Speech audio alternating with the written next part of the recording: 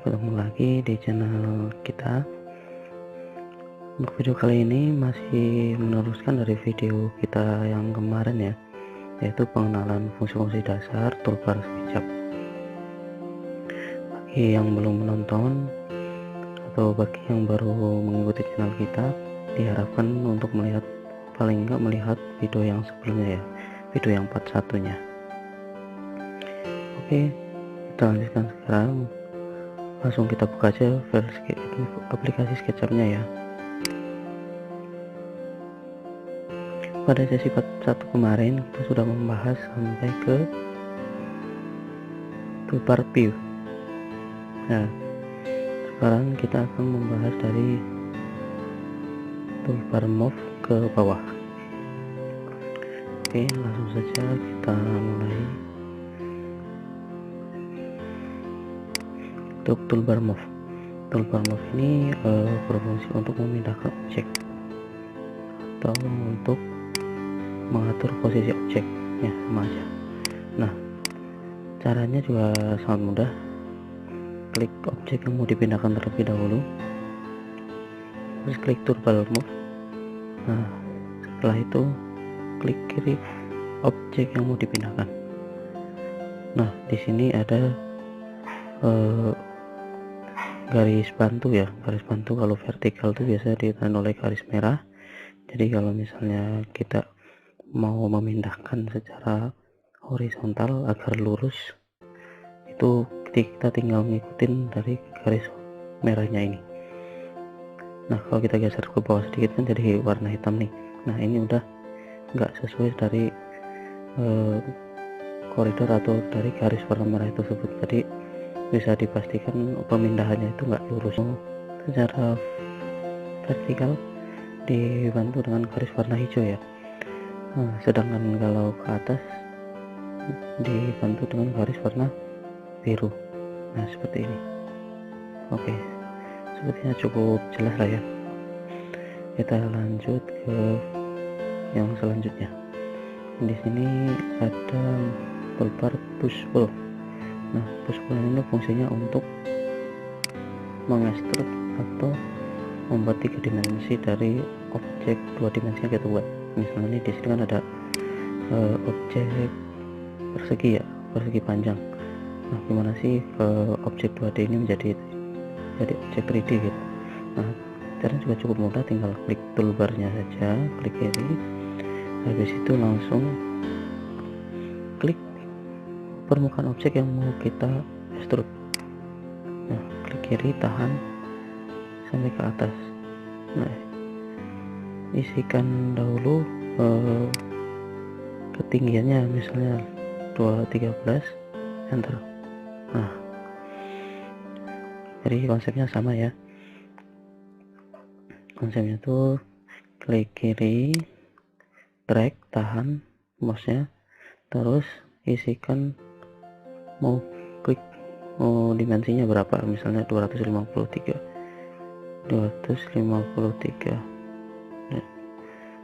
misalnya 253, enter. Nah, jadi seperti ini. Oke, selanjutnya ada menu rotate. Nah, ini tuh fungsinya untuk memutar-mutar arah objek. Misalnya kan seperti ini. Biasanya sih kalau misalnya untuk menggunakan menu ini lebih enaknya objek 3D kita harus di grup terlebih dahulu. Cara ngegrupnya gimana? Tinggal diklik kanan. Nah, di sini ada menu make group. Nah, kayak gini, seperti ini. Nah, kayak gini tuh bertujuan agar kita lebih mudah untuk menyeleksi objek.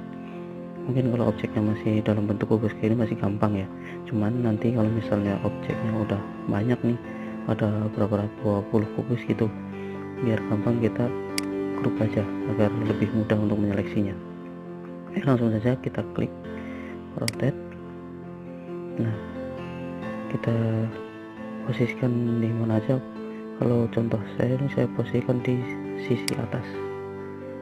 Nah, klik kiri, tahan.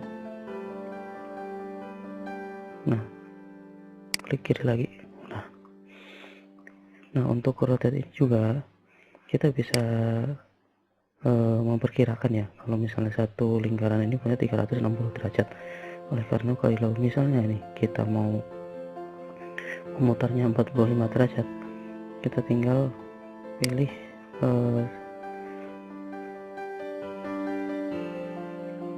1/8 ya, 1/8 berarti 1/8 lingkaran.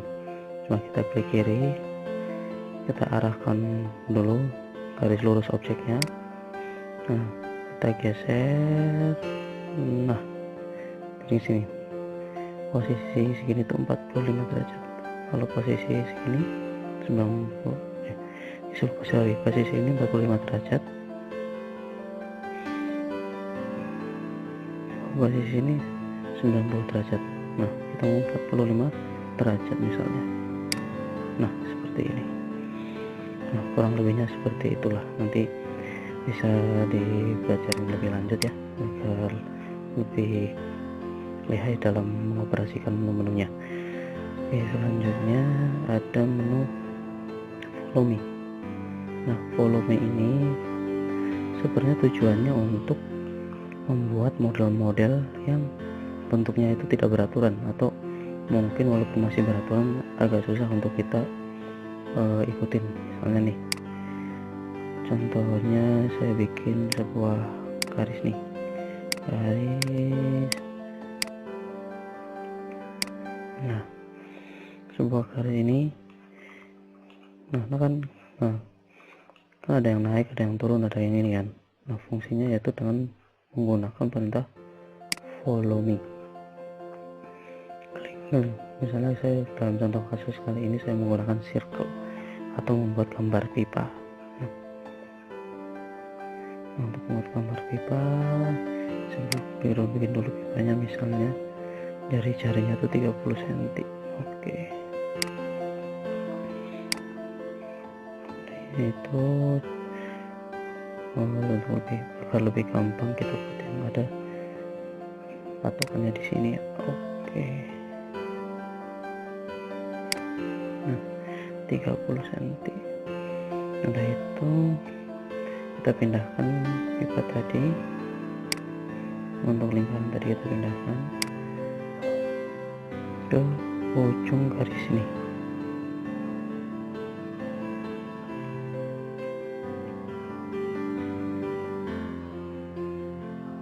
Klik kiri, siap. Nah udah kayak gitu, cara mengoperasikan juga mudah. Kita klik dulu garisnya, selection. Oke, kalau udah klik follow me, klik kiri. Nah baru kita klik pipanya, atau kita klik lingkaran yang akan kita jadikan sebuah pipa. Nah seperti ini kurang lebihnya. Nah cukup mudah kan? Oke, selanjutnya kita akan masuk ke menu scale. Scale ini sih sebenarnya cukup mudah ya kalau untuk menggunakannya. Ini berfungsi untuk menyekala. Nanti di tingkat lanjut scale ini nanti akan berfungsi sebagai misalnya nih, kita tadinya membuat objek dalam ukuran milimeter, misalnya 10 mm. Nah kalau kita membuat dalam ukuran 1 cm, biar kita nggak usah bikin objek dari awal, kita tinggal scale aja ukurannya. Contohnya seperti ini,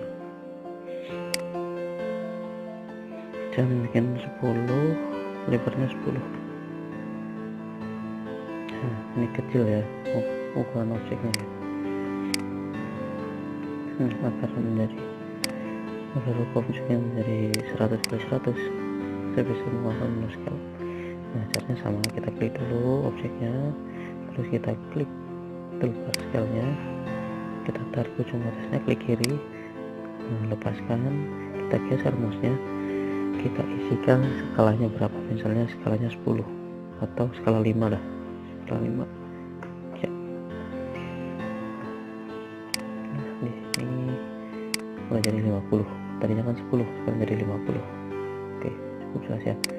Dan selanjutnya kita akan menggunakan toolbar offset. Offset ini kita berfungsi untuk menambahkan garis dengan jarak tertentu sesuai dengan kebutuhan kita agar lebih mudah dan udah pasti presisi. Cara pemakaiannya juga gampang. Saya kasih dimensi dulu. Di sini kan ada 50 nih, kita akan membuat garis yang di dalamnya misalnya 40 cm, berarti offsetnya adalah 10 cm ke dalam. Oke, kita langsung klik kiri toolbar offsetnya, klik modelnya, kita tarik ke dalam, kita arahkan masanya ke dalam, baru kita isikan dimensinya. Misalnya offsetnya masuknya berarti 10 cm ya, karena kita akan membuat kotakan yang di dalam itu 40 cm. Kita membuat kotakan di dalam itu 30 cm, sorry, karena ada 4 sisi nih. Jadi kalau misalnya kita masukin 10 sisinya ada 30 cm. Coba 10. Nah, oke, kita cek kotak yang ada di dalam benar tak 30 cm. Benar kan? 30 cm. Nah, menu ini nanti bakal bisa digunakan untuk tingkat lanjutnya. Misalnya nanti kita mau bikin denah atau bikin modeling furniture dan sebagainya. Oke, lanjut lagi. Di sini ada menu tape measure tools. Nah, ini sih tujuannya untuk sama ke saya dimensi tadi, untuk mengetahui panjang lebar suatu objek yang kita buat.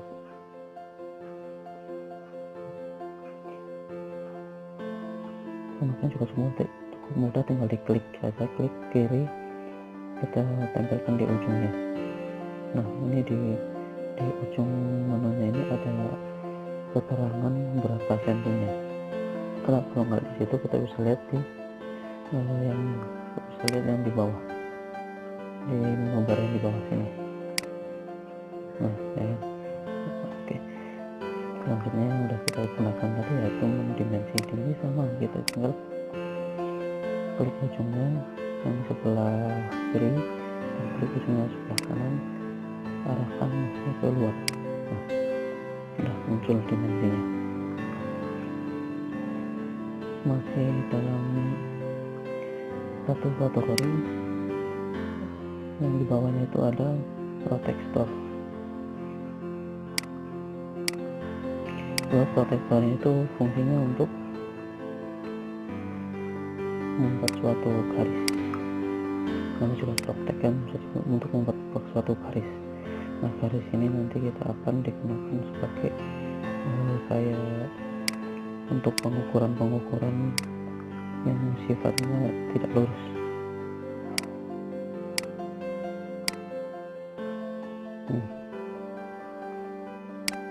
Contohnya seperti ini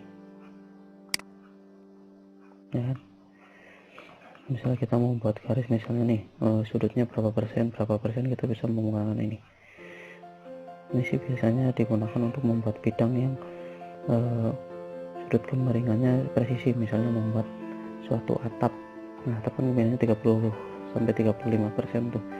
Nah, makanya kita bisa menggunakan ini sebagai garis bantunya. Oke, selanjutnya ada teks. Nah, teks ini fungsinya sebagai penanda atau kita ngasih keterangan suatu objek, misalnya seperti ini. Nah, kita isikan misalnya kotak 1, enter. Kemudian ini buat keterangan penanda, misalnya kita mau membuat sebuah tutorial atau membuat sebuah gambar dan kita perlu keterangannya, maka kita bisa menggunakan menu ini. Pemakaiannya juga sama kok, sama saja. Nah, kalau akses ini yang di bawahnya menu akses itu berfungsi untuk menentukan sudut aksesnya. Sudut akses itu sudut horizontal, sudut vertikal, dan sudut ke atas. Misalnya untuk mempermudah, misalnya untuk kita rotate atau dan sebagainya. Oke, terus ada sebelahnya yaitu 3D text. Nah, 3D text ini sangat menarik ya, karena kita dengan menggunakan 3D text ini kita bisa menggunakan atau kita bisa membuat 3D huruf. Nah, kalau contohnya kita bisa membuat 3D letter huruf lah. Coba langsung kita ketikkan aja, kita klik 3D textnya. Oke, terus kita masukkan huruf apa yang mau kita masukkan, misalnya contoh 3D. Nah, seperti ini kan. Nih di menu ini kita bisa merubah merubah font-fontnya. Misalnya kita sempat pakai ini aja yang agak lucu. Terus di sini kita bisa lihat rata center atau rata kiri atau rata kanan posisi teksnya. Nah, di sini kita bisa lihat regular, bold atau medium atau italic. Nah, di sini kita untuk tingginya ini kita bisa mengatur, misalnya mau dibuat tinggi misalnya 1 meter kah atau 2 meter kah, terserah nanti tinggal kebutuhan kita. Nah, selanjutnya extrude itu nanti ketebalan hurufnya. Misalnya ketebalan hurufnya kita mau kita isi 25, misalnya 25 cm. Oke. Nah, klik sembarangan dulu ya. Nah, jadinya seperti ini. Gimana sih kalau caranya mau ngasih warna, misalnya ngasih warna sudah sesuai dengan tutorial yang kita kemarinnya di pen bucket. Di sini ada buat warna, contohnya kita kasih warna oranye. Nah, seperti ini. Nah, cukup mudah. Oke, selanjutnya kalau ini menu yang selanjutnya itu sebenarnya digunakan untuk sebagai alat agar kita tuh mudah dalam membuat modeling, lebih ke tampilan window SketchUp-nya tersebut. Nah, jadi sebenarnya tidak terlalu berpengaruh sama objek yang kita bikin ya, tapi berpengaruh dengan cara gambar yang akan kita gunakan lebih mudah gitu saja. Misalnya nih, biasanya kan kita kalau mau muter-muter layar kayak gini, sekarang kita bingung ya mau gimana caranya. Nah, kalau di toolbar sini kita bisa menggunakan orbit, klik orbit kiri. Nah, tinggal klik kiri, tahan, kita geser-geser. Nah, jadi kita bisa lihat bagian bawah modeling, bagian atas, bagian samping, dan bagian samping, bagian belakang. Nah, kurang lebihnya seperti itu. Jadi kalau misalnya kita mau edit bagian belakang, tinggal kita putar, klik kiri, kita geser ke samping kiri. Nah, seperti ini. Sebelahnya ada toolbar pen. Toolbar pen juga sama. Ini kita fungsi untuk menggeser. Nah, klik kiri, geser kanan kiri. Tapi ini tidak bisa untuk melihat bagian sisi belakang atau sisi samping yang tidak kelihatan. Jadi kita cuma bisa menggeser dari sisi depan saja. Selanjutnya ada zoom. Zoom itu fungsi untuk memperkecil tampilan dan memperbesar tampilan. Nah, zoom tersebut di sini ada 4 ya, ada 4 macam. Yang kedua itu ada zoom window. Zoom window ini kita seperti selection, yaitu kita bisa memposisikan area mana aja yang mau kita perbesar. Misalnya area ini yang kita besar. Nah, kita mau besarkan atau area ini. Caranya cukup mudah, tinggal klik kiri, klik area yang mau kita perbesar. Setelah itu lepaskan, klik kiri tadi. Nah, seperti ini. Oke. Selanjutnya ada zoom extension. Zoom extension itu sebenarnya misalnya kita ada suatu objek di dalam ini, gimana sih agar kita bisa lihat secara langsung tanpa harus ngezoom, tanpa harus membuat zoom, harus memperkecil dulu, memperbesar dulu, atau membuat area dulu. Kita langsung menggunakan zoom extends ini, tinggal klik kiri. Nah, otomatis objek yang kita seleksi tadi langsung memperbesar di jendela sesuai dengan ukuran fix Windows-nya. Yang dimasuk Windows ini Windows tampilan SketchUp ya. Oke. Setelah itu di sini juga ada menu previous itu untuk mengulang zoom. Misalnya tadi zoom kita kecil kan, kita harus berbesar. Nah, cara agar kita bisa mendapatkan posisi zoom yang kecil yang sama seperti tadi, kita tinggal klik yang ini. Nah, ya kan? Seperti itu caranya. Nah, menu yang di bawah ini lagi itu ada menu position kamera. Ini sih lebih ke tampilannya. Tampilan ini nanti berfungsi untuk kayak seperti saat kita mau render lah, nanti tampilan kita mau seperti apa. Nah, kalau di sini ada position kamera itu ditandai dengan gambar orang ya. Gambar orang itu maksudnya nanti posisi kamera gitu rata-rata dengan mata orang kalau saat berdiri melihat modeling kita gitu. Misalnya kita bikin rumah nih, kita mau lihat secara real gitu nih, nah kita bisa klik itu untuk jadi seakan-akan tuh mata kita yang langsung lihat ke bangunan tersebut. Caranya juga cukup mudah, tinggal klik kiri position kamera, terus kita posisikan mau di jarak berapa orang melihat modeling kita. Misalnya kita klik di sini ya. Nah, berarti kalau secara langsung kelihatan seperti ini kan, ukuran modeling ini tuh lebih rendah daripada ukuran standar mata kita, tinggi mata kita. Nah, untuk misalnya kita mau lihat ke kanan ke kiri, menolehnya itu menggunakan menu look around. Nah, misalnya kita klik kiri, kita turunkan, klik kanan. Nah, itu anggap saja ini kepala kita yang sedang menunduk naik ke kiri dan ke atas. Selanjutnya itu ada walk ini tuh untuk kita berjalan lebih dekat ke dalam objek. Pemakaiannya juga cukup mudah, tinggal klik dan drag ke depan, ke belakang, ke samping untuk mendekati atau menjauhi benda tersebut atau objek tersebut. Oke, selanjutnya ada menu selection plan. Selection plan ini kita fungsinya untuk melihat suatu isi dari objek yang kita bikin. Misalnya kita bikin objek yang seperti ini. Nah, kita kan kalau seperti ini kan kita misalnya, nah kita lakukan dari luar saja nih. Nah, gimana sih kita mau melihat dalamnya tanpa merubah objek tersebut?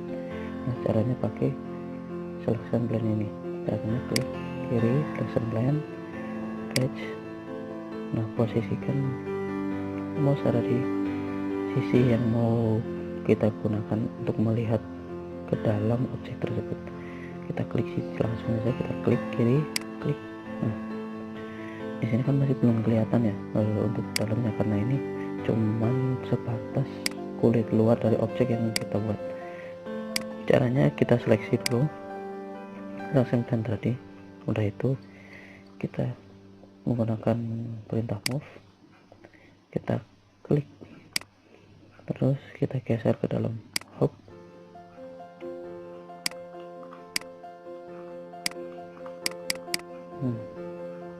Nah, seperti ini.